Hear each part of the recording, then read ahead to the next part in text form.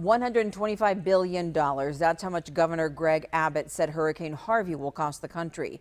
Channel 5's Matt Rist finds that cost could hit anyone who insures their home, even here in the Valley. When you open your mailbox and reach inside, insurance agents tell me you might be facing a notice of a rise in rates after the storm. Dogs bark on Sycamore Street in McAllen. We met Gregorio Delgado checking his mail. Fue grande el desastre para esta casa. His home survived a memorable hailstorm in 2012, though it took on water. Mention homeowners insurance to Delgado. He'll tell you his opinion. Mi opinión es que muchas de estas compañías han crecido tanto con el dinero de la gente. We reached out to an expert to find out the impact storms like Hurricane Harvey will have on the valley.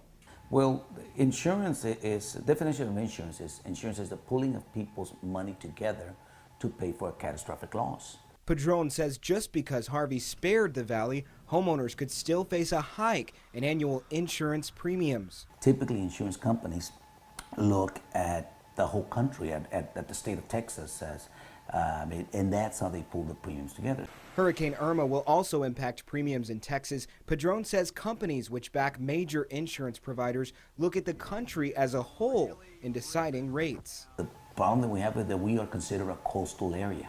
So because we're considered a coastal area, rates may tend to fluctuate a bit based on some of these storms. Costs are also expected to rise after claims adjusters traveled out of the valley to impact areas. So it's gonna create a need for more adjusters. So if we have a claim here in the Rio Grande Valley, in some cases, it may take a little longer to get to you.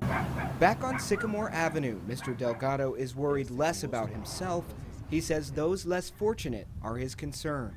Mi mensaje es que se toquen un poco el corazón. He hopes insurance companies have a heart, adding that insurance is not a necessity for people who have to choose between it and feeding their family.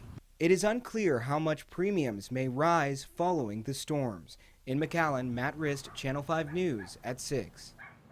The cost of that storm will be felt for years to come by the National Flood Insurance Program. This is a Channel 5 News Extra. FEMA officials say the agency could pay out up to $11 billion in claims. The government insurance program is one of the only ways to protect your property in case of flooding. The program already owes $25 billion to the U.S. Treasury even before these costly storms.